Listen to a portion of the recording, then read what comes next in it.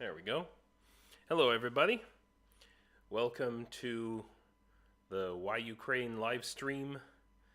Only an hour and a half later than I wanted, but this is getting closer to my intended new time.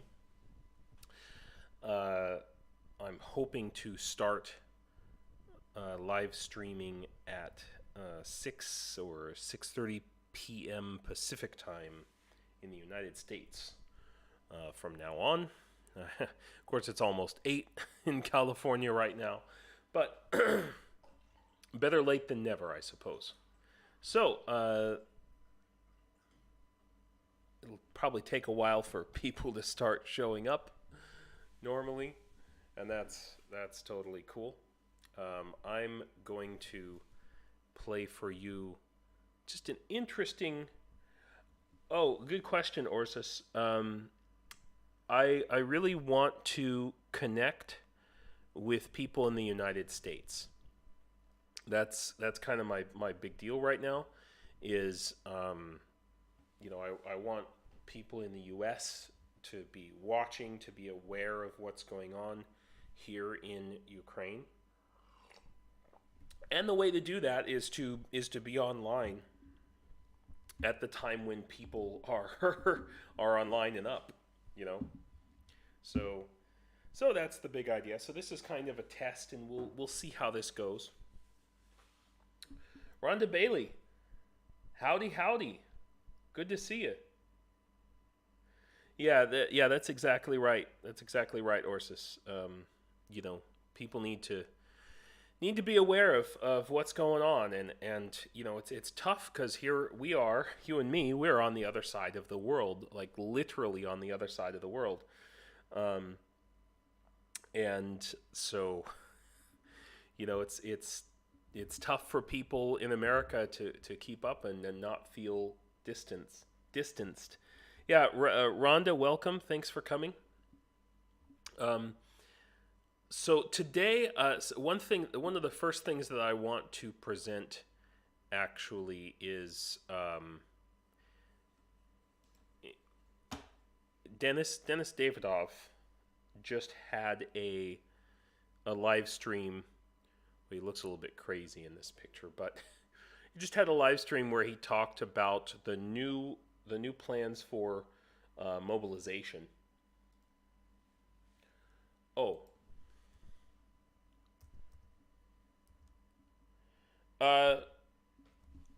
Yeah. Sorry, Orsus. Yeah, sure, of course. Yeah, your nickname? Hell yeah, man. I mean, if it's cool with you, it's not your nickname is not Orsus.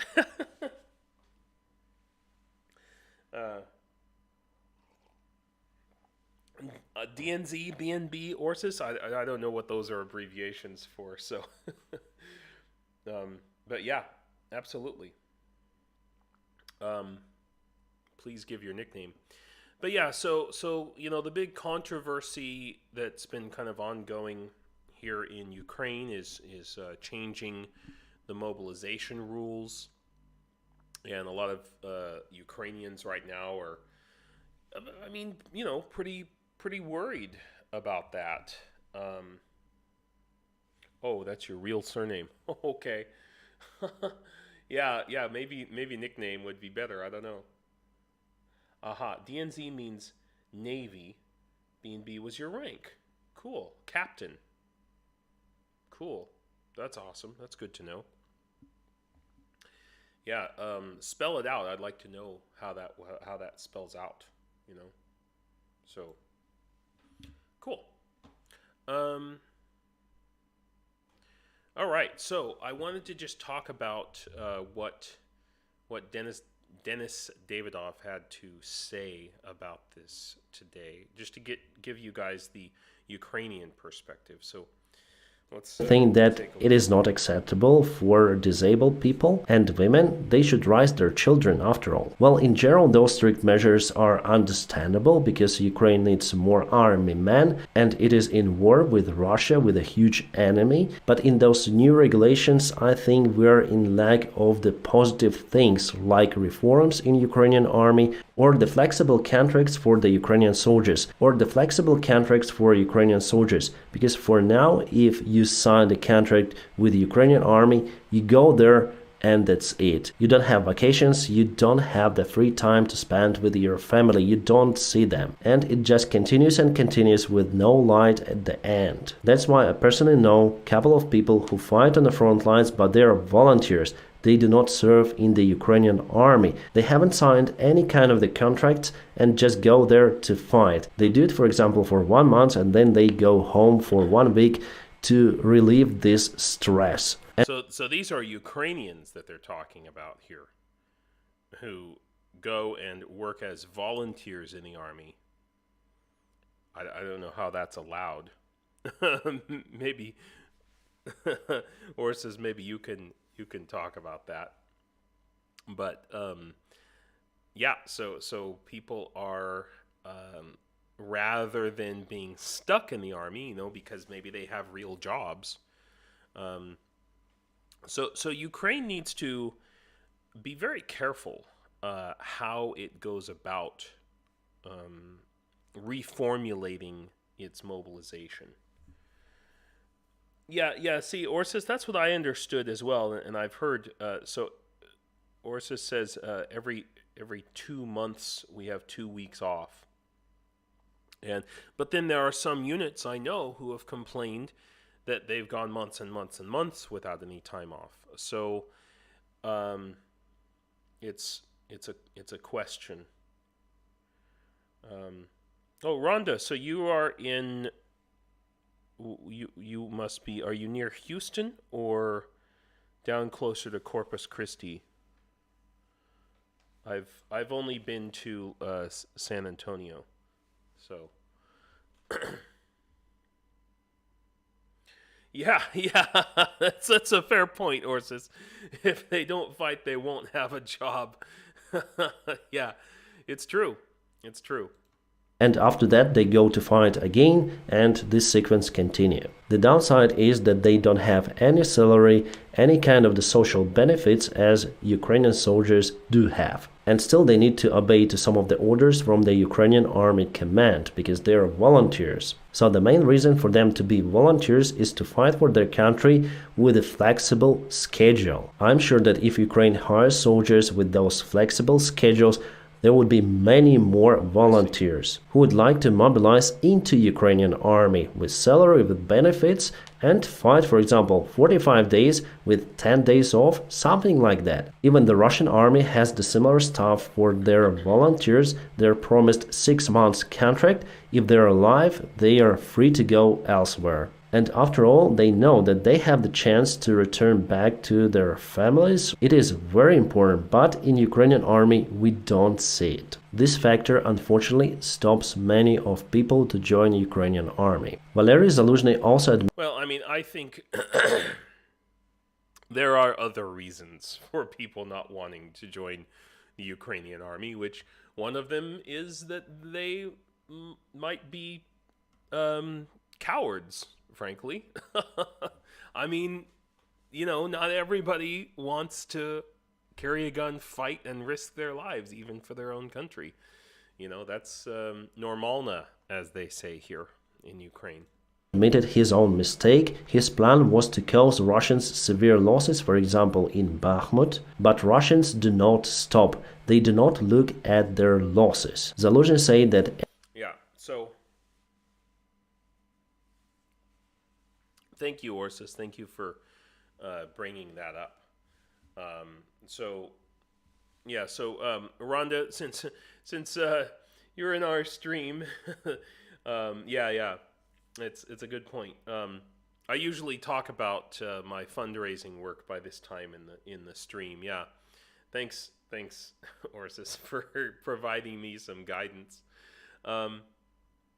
Yeah, so here in Ukraine, one of the things that I'm doing is I've set up this website that you can hopefully see right here. And of course it's cut off by my camera.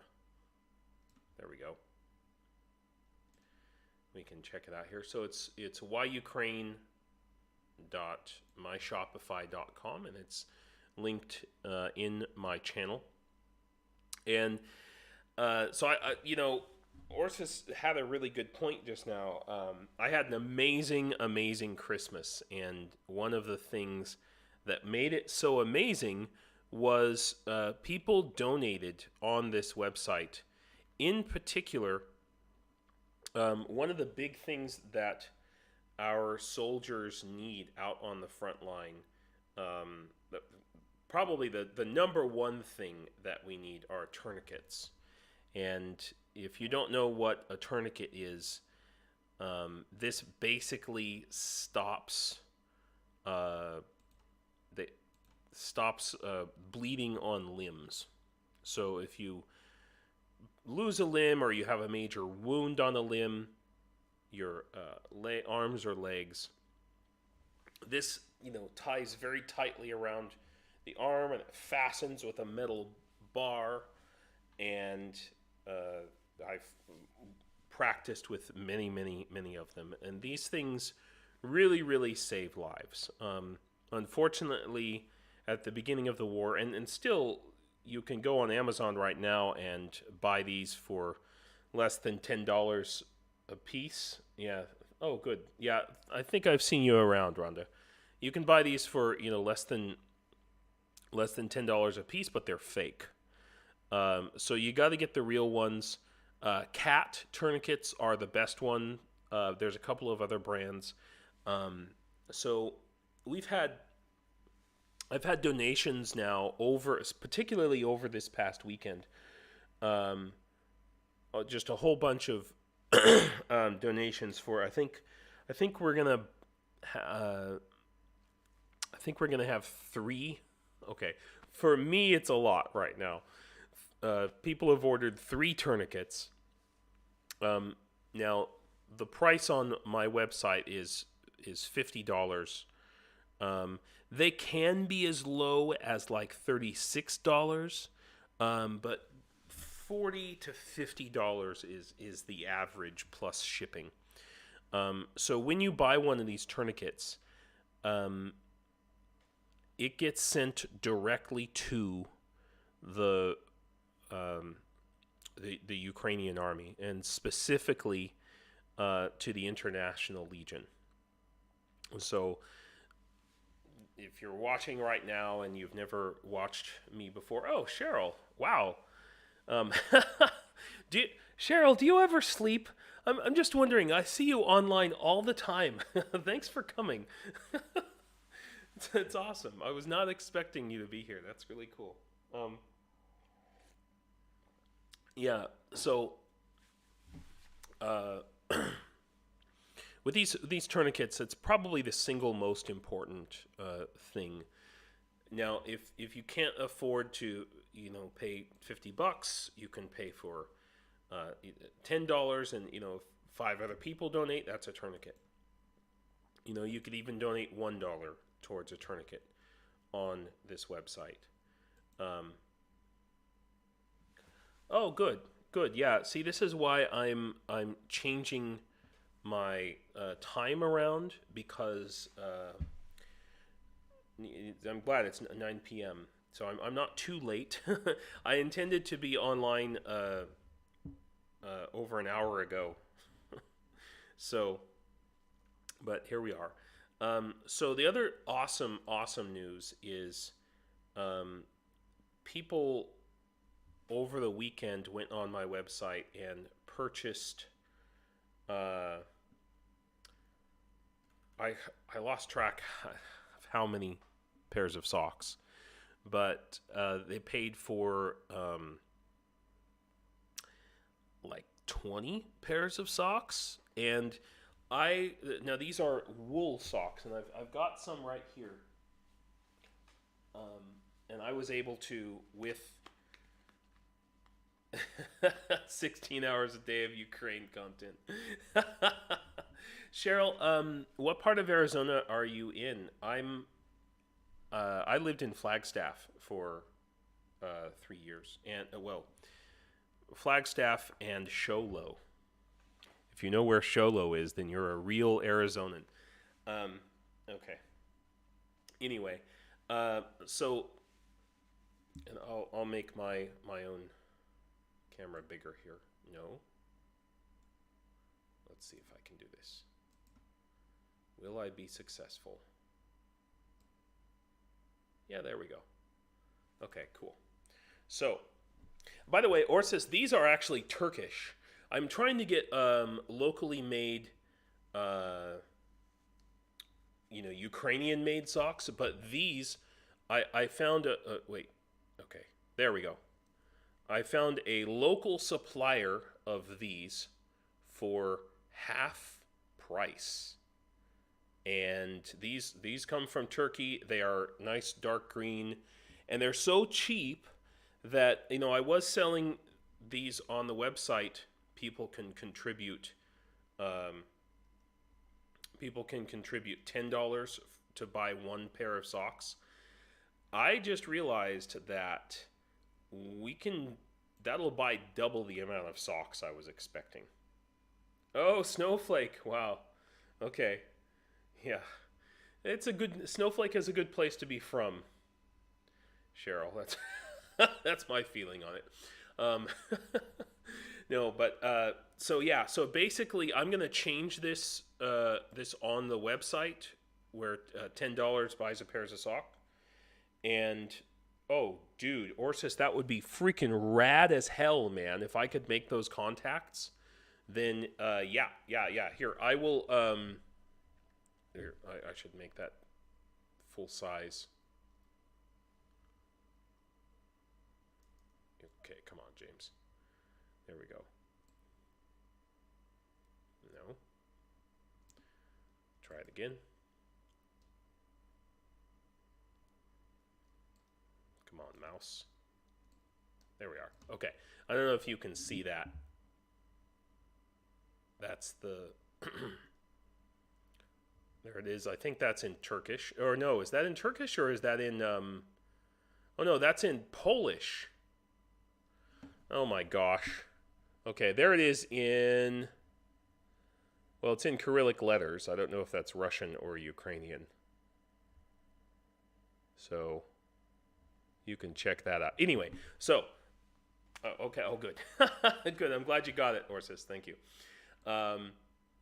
Yeah, so basically, I've got these, but I mean, I didn't find these until the very end.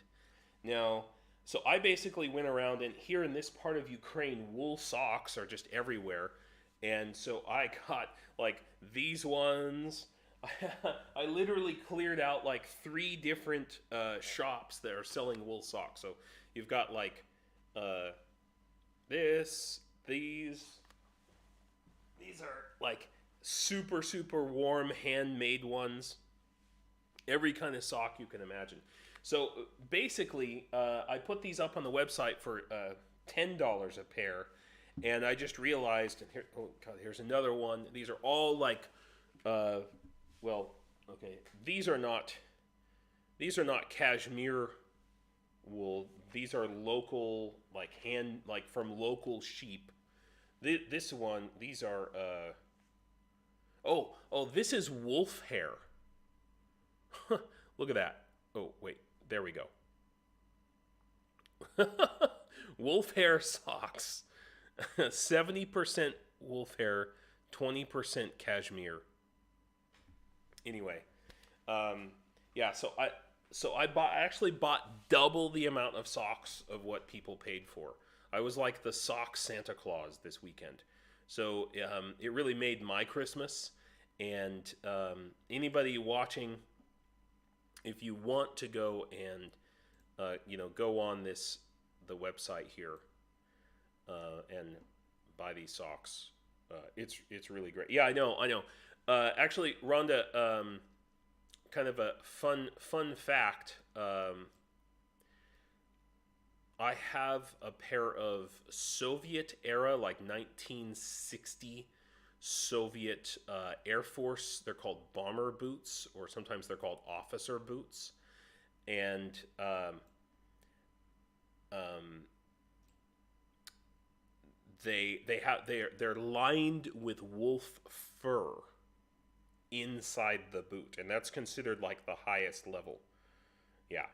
Well, anyway, yes, Orsis, good. Thank you for asking. No, I didn't. Okay, that's not true. I did see today a pair of waterproof boots. So that's the other thing. Up on the website, I have a listing for rain gear for soldiers, and so the deal is right here in this part of Ukraine where I am right now. It's very close to the Hungarian border, like 5 miles from the Hungarian border, and there's a whole bunch of secondhand shops here in the village, like 5 of them, and they get all of this. They get a lot of military gear from the EU, from NATO, all kinds of different stuff. You never know what you're gonna find. Sometimes it's crap, but they sell it by the kilo, by the kilogram, and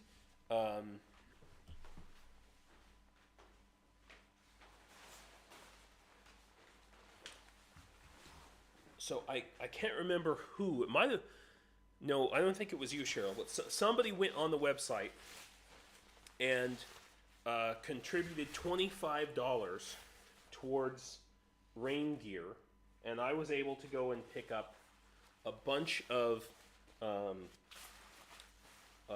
waterproof coats. So these are they're lined with, it's like literally waterproof, not just like protect you from the rain a little bit. They're like rubber on the inside, or PVC, and the same is true. So like these are actual like pants. So they're like basically rubber pants, and these things are really, I mean, it's not as good as rubber boots. They're more difficult to find, but I did see some at the shop yesterday. So if somebody happens to throw down some money for some boots, I try to. They sell by the pound, or I mean by the kilogram. So I try to wait until the price comes down, so I can get them cheaper. But I prefer to get them when they're available. So that's that's the big deal. So I like this. It's a hooded. So this is. I'm gonna mail these out this week to the International Legion along with the socks, and I think we're gonna have. Don't quote me on this, but I think we're gonna have 40 pairs of socks in total. I have to go and add everything up. So that's the situation there.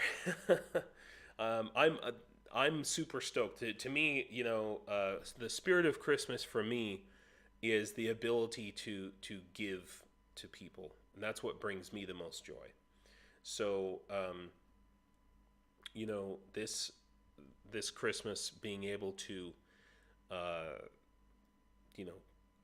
give to other people, it just really makes me feel great, and seeing other people give as well.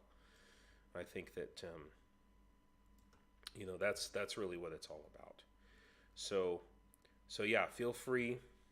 Oh wow, okay, Bell. Whew, just the gang's all here. Holy cow. Wow. So yeah. Here we go. All the regulars. I'm shocked. I figured I'm starting at a completely different time, and I thought, oh, I guess none of my regulars are going to show up, but we have the Magnificent Seven here once again. It's great. So yeah, so going back to Zaluzhny talking about recruiting people and talking about potentially about mistakes that he may have made. Yeah, actually, K-Bell, I am changing my live stream time, so I'm gonna be trying to start at 9 or 9:30 p.m. New York time, because so I can, pick up Americans, basically. Oh, good. Oh, that's good to know. Yeah, that's the other thing. I wish I could find a schedule of who's streaming when, because I haven't completely figured that out yet. So yeah, okay. Well, that's good. That's good. Yeah, because I don't want to interfere with other people who are streaming. Yeah. So Zaluzhny said that he thought. Well, here, this is what Dennis said. 3 p.m. in Melbourne. Okay, so that's almost like a good time, I think. It's, well, kind of. Any other army would stop at this point.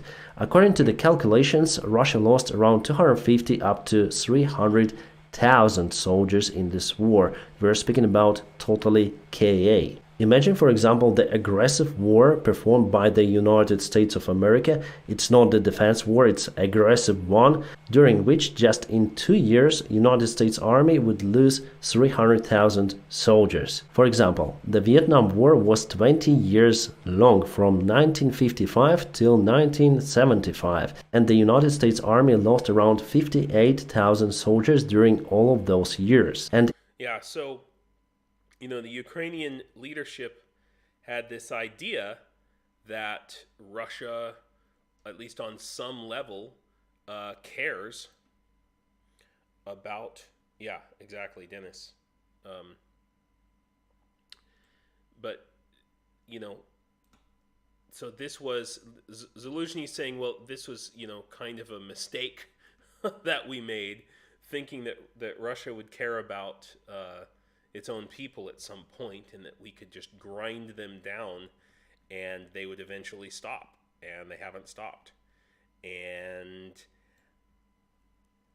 I mean, I'm not personally surprised, because we know that we have known that Russia doesn't care about people, its own people, just the only person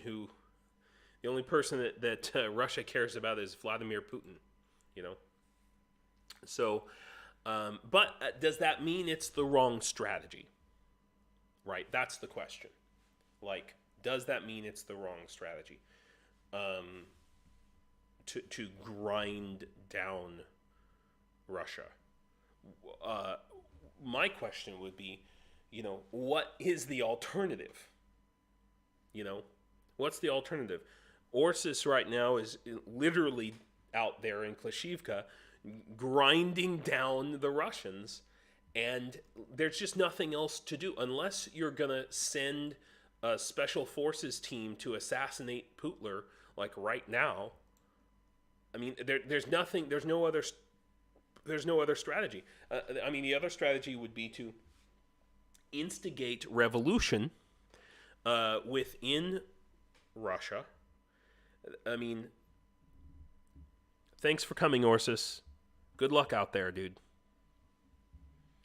But so the other possible solution is to somehow make a social change within Russia, or a political change within Russia, and I mean, it's not.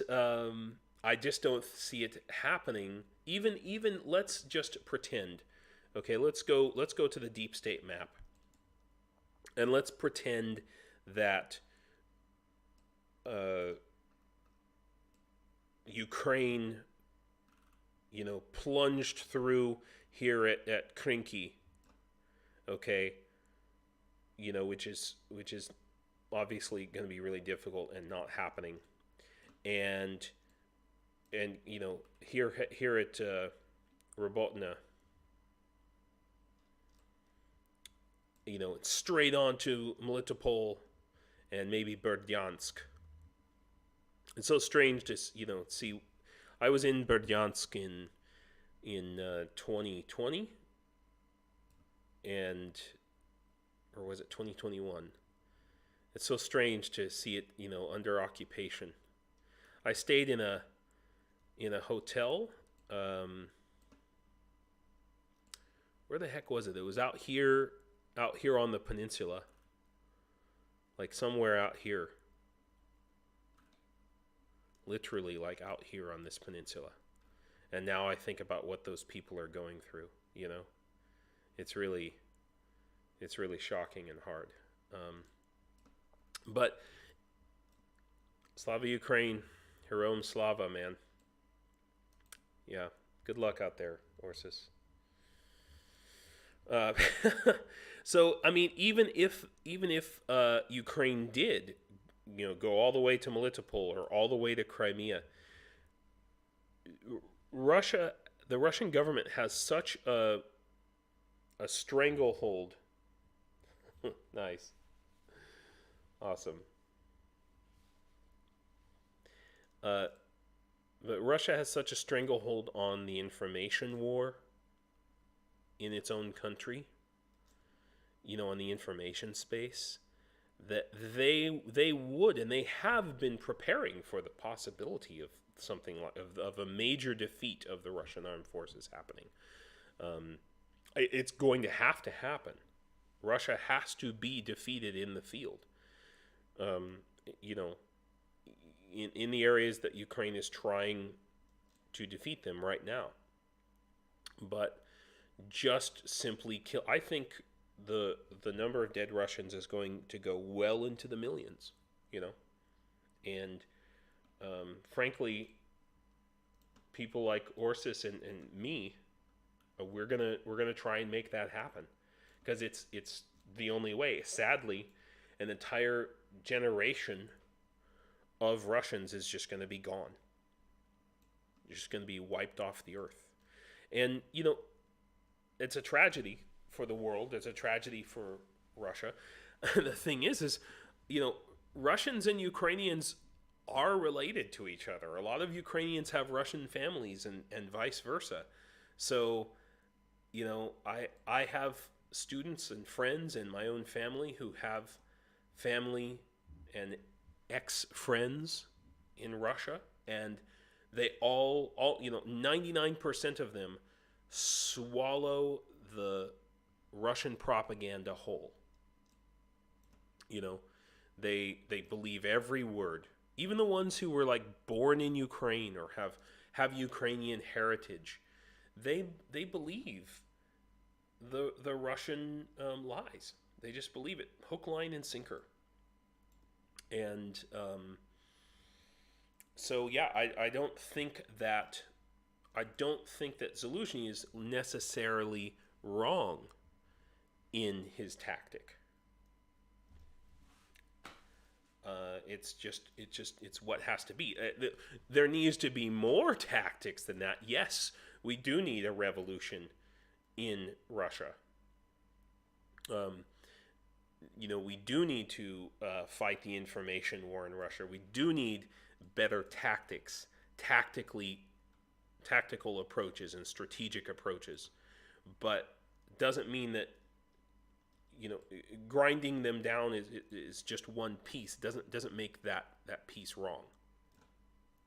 Okay. Let's talk about something fun. Let's talk about Christmas. Let me show you my Christmas, guys. Check this out. So, I want to share this with you. Cheryl or K-Bell, can you hear this?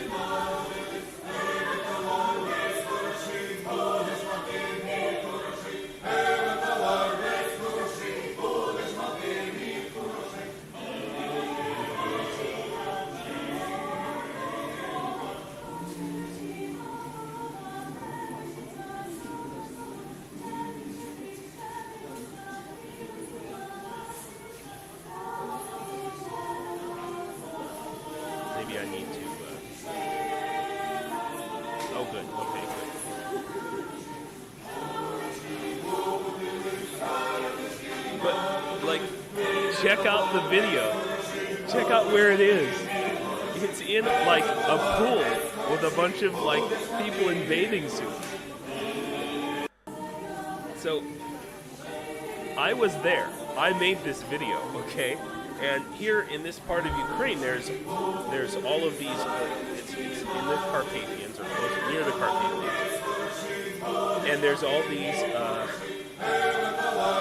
thermal pools and hot springs, as we would say in English. And so I'm just sitting there, half naked in my swim trunks. And in comes this group of people wearing their Christmas shawls and everything. The acoustics were great. It sounded amazing. It's really pretty funny. But I loved it. So I missed half of the show because I had to run to the locker room. And big huge hot springs. It's like a major. This is actually, at this particular hot spring resort, this is about maybe less than a mile from my home here. I'm going to go there this morning, actually. I have a season pass to this place. It's been really great. Okay, good. Oh, yeah, this song. Yeah.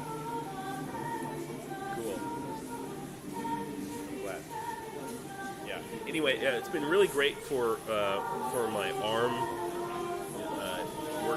healing my wrist. This water is supposed to be healing, and they've got like 5 or 6 different pools of different temperatures and different minerals.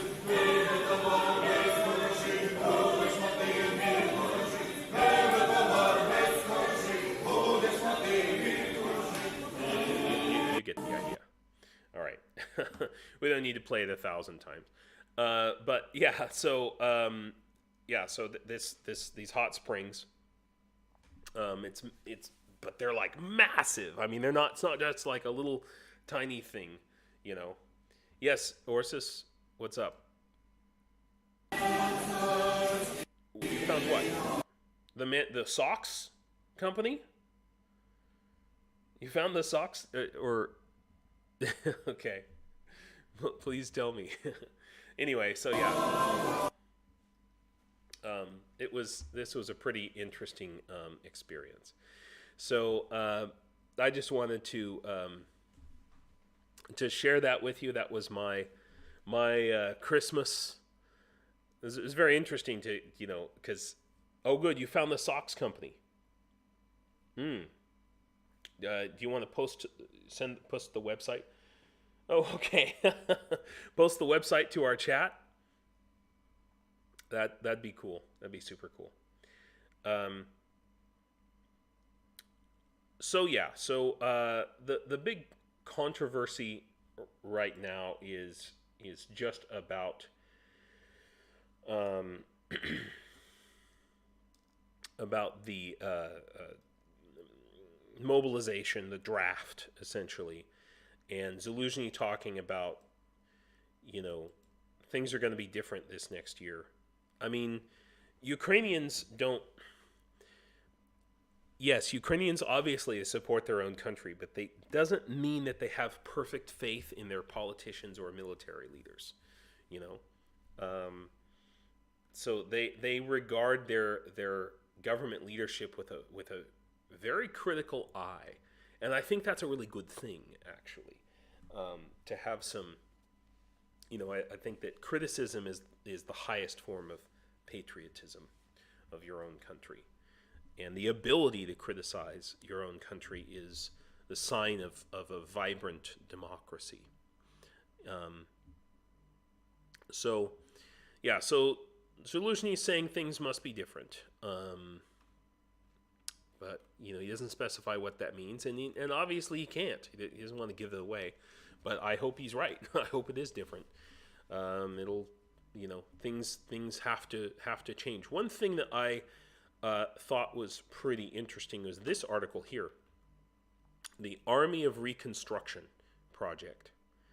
So, I just found out about this, but says 77,000 Ukrainians have been assigned to socially useful projects. This is, talking about mobilization and recruiting people into the army. This is a great place where people can come, should come. Is this right here? Is kind of like in America we have something called the Army Corps of Engineers, and this is that. The thing is, I was talking about this this kind of thing potentially with Ukrainians, and they said, the problem is when we had our version of like an Army Corps of Engineers, the generals in the army just used it to build their own houses and just used it for corruption, to make themselves richer. And so there has been a real lack of trust, with anything in the government. So the fact that they're doing this now, what would be really nice, there's tons of things, tons of reconstruction that's needed here in Ukraine. What would be really nice is if this construction work could be combined in some way with training in the army. So you get mobilized, or you get drafted into the army. Doesn't mean you get immediately sent to the front. It maybe you get mobilized, you get drafted, and instead of being handed a Kalashnikov and sent into the trenches, you spend 3 months or 6 months,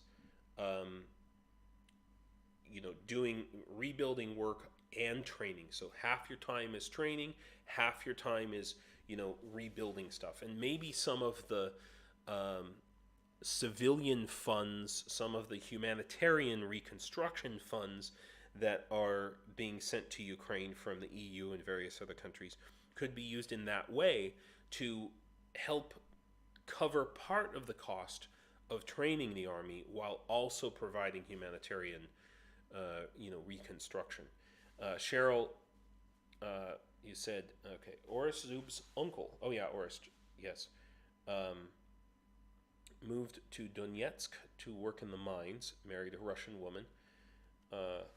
When the full-scale invasion broke out, he invited his cousins to Lviv. They were afraid the Nazis would kill them. Crazy. It's crazy. Yeah, it's amazing. It's so funny you should mention that, Cheryl. I had a student I was speaking to on Friday, who she's a teenager, and her family is from Luhansk, and she told me a story about just like bombings right outside of her apartment. It's like, yeah, Cheryl, how do these people think that suddenly a bunch of Nazis popped up? They've been to Lviv many times, and then all of a sudden, oh, the news says there's Nazis there. Oh my gosh. Yeah, for money, Orsis. But I mean, ultimately, that's how it's going to there'll be there'll be some economic stimulus that'll happen. But there's going to be a huge amount of reconstruction. But, combining that with army training would be a great way to get people in. So, and I'm sorry, we're talking about like 3 different subjects at once here. I apologize. But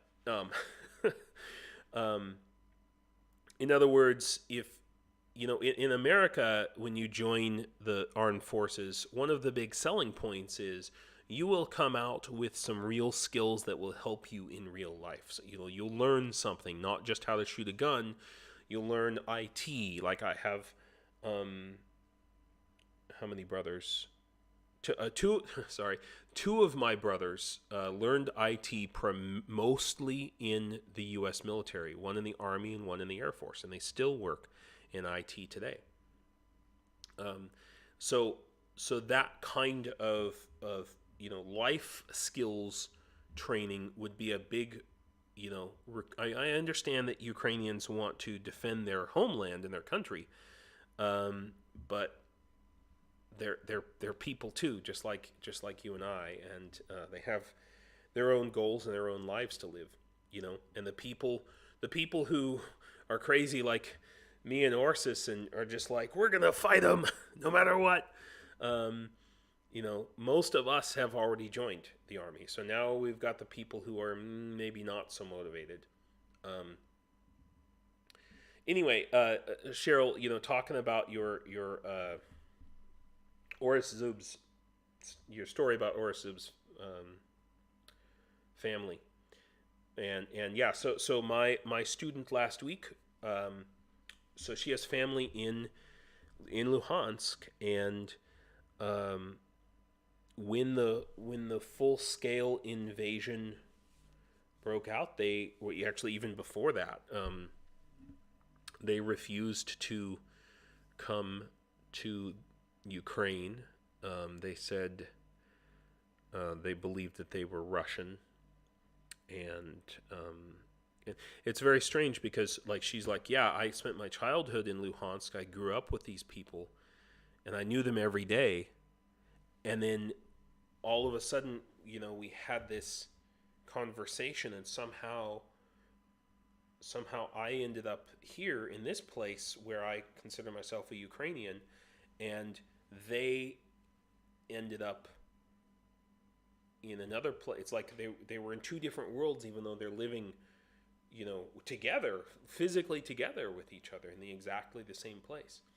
And this is a big thing that's not talked about, I think, in like Donetsk and Luhansk in particular, but also Crimea, is that when in 2014, when the Russians moved in, or I hate the phrase "little green men," it was the Russians. Okay, it was Russian special forces and FSB agents undermining the democracy in Luhansk, Donetsk, and Crimea. We're talking about 2014. When that started happening, and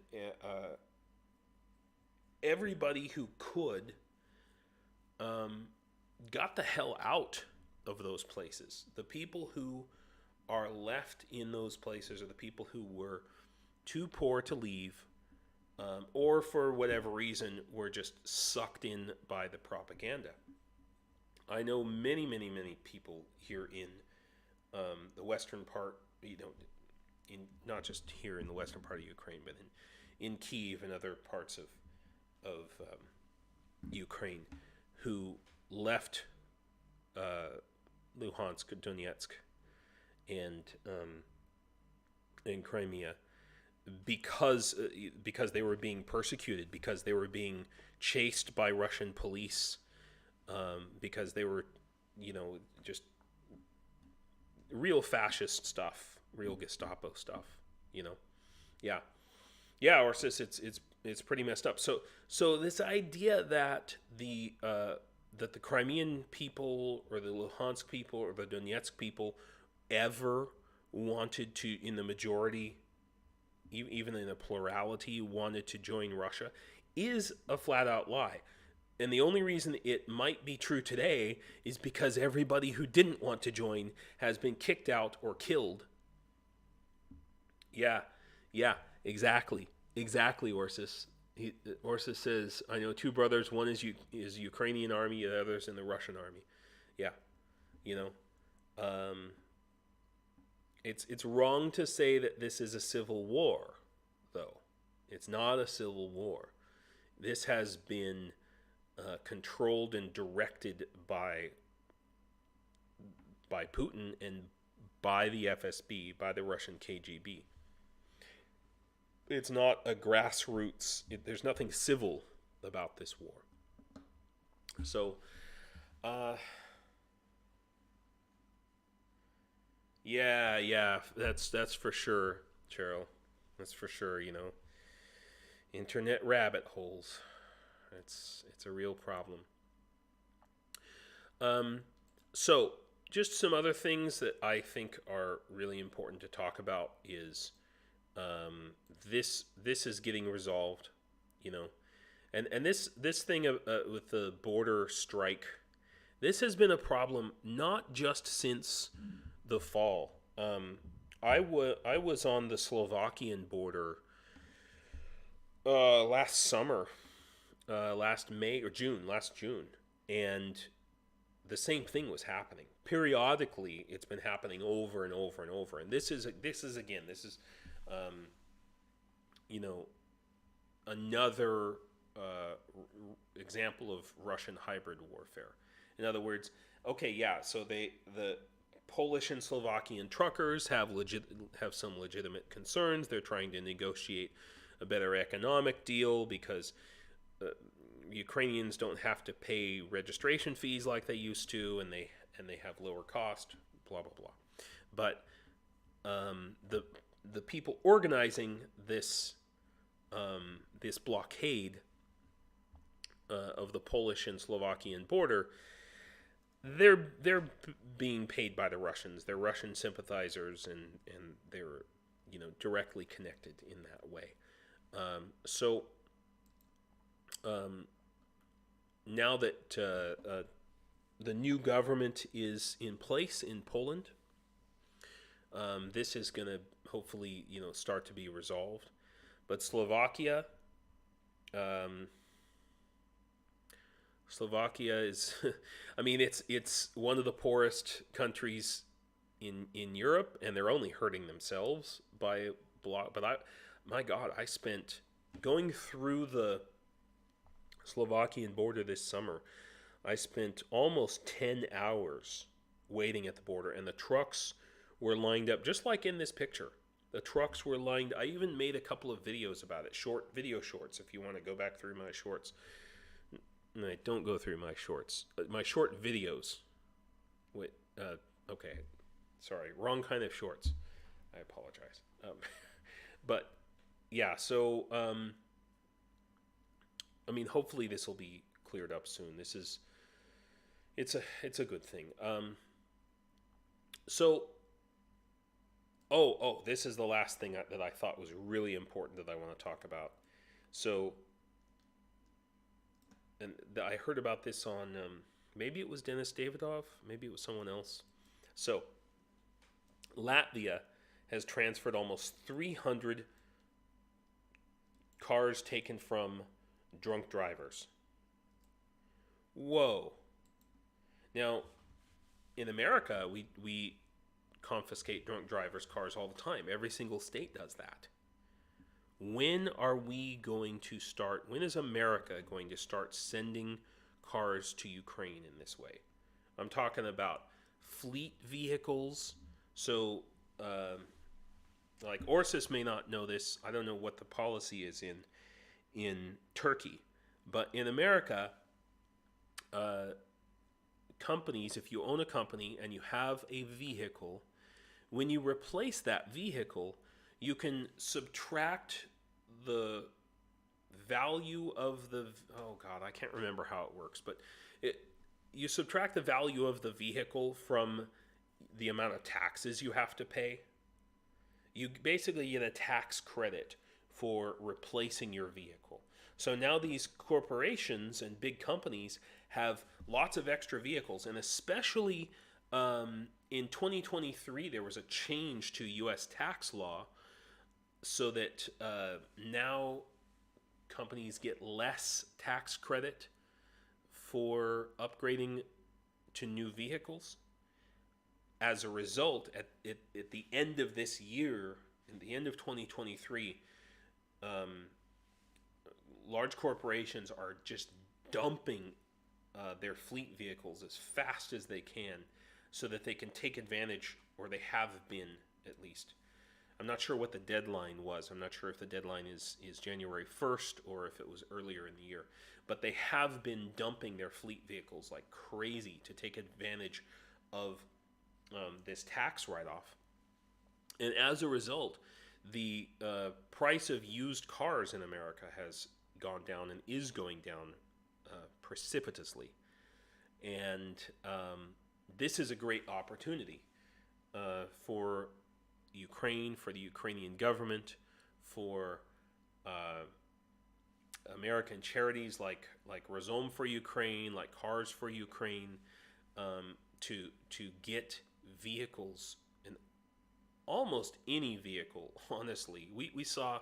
I don't know if you guys saw it, but there was a BMW. Here, let's see, BMW missile. A car. Yeah. Ukraine. There was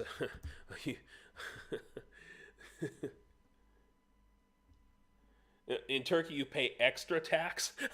Of course in Turkey you pay extra tax. So in America you when you if you own a business. Yeah, so anyway, I actually used to own, I think I owned a 330xi, BMW 330xi in America. Yeah. So, I mean, if this can be done, here, I'll open this there. If this can be done in Ukraine, then almost any car is potentially useful in the war. Obviously, 4x4 trucks right now are the most useful, but that's like the Ford F-150, right? Best selling vehicle in America. Yeah. Best selling, most popular. Let's see if we can get okay, the best-selling cars. I want the best-selling vehicles. Yeah, here we go. This is what I'm looking for, right there. Ford F-Series. Okay? And this is in 2014, but it's still today. It has been for like 30 years. The Ford F-150, or F-Series in general, has been the best-selling. There are thousands and thousands. Yes, Arthur Rehi. We need a whole program about this. Honestly, I think we need to get our government involved, because the volume of vehicles is huge, and it's much larger. I mean, I love what Arthur and the 69th Sniffing Brigade are doing. I think that's amazing. But the volume that's available of these kind of vehicles in America, that are perfect for this, for these, military logistics, behind the lines, medevac, casevac type of work, the volume is huge, so much larger than Europe, and I think that we need to urge our government to, I don't know, some sort of a program for corporations to, instead of just putting these cars on the market, we need to send them to Ukraine. And I'm not sure how that's going to happen, but it needs to.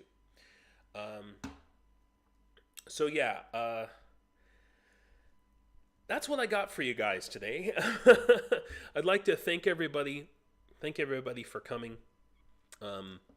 If you haven't already, please check out my website. Please go and buy a pair of socks, wool socks, and if you can afford it, buy a tourniquet. They're not $2,000. It's $50 for a tourniquet. But if you can contribute, $10, $1, it all makes a difference. As far as the socks go, I have here, it's $10 a pair. Thanks, K-Bell. It's $10 a pair. I'm going to reduce that. $10 will buy 2 pairs. So it's going to be reduced down to $5 per pair. So with that, guys, I want to thank everybody for coming, and thanks for watching. And tomorrow I'm going to try to do this live stream a little bit earlier. Cheryl, or if you can, somebody message me and let me know. I want to start this live stream at I want to start it at, I guess it would be 8 p.m. or 8:30 p.m. Arizona time. Or I guess it would be like, I want to start at 6:30 p.m. Pacific time. That's my goal. 9:30 p.m. New York time. But if that's going to interfere with someone else's live stream, then maybe I could start later. Anyway, I want to thank everybody for coming, and Slava Ukraine.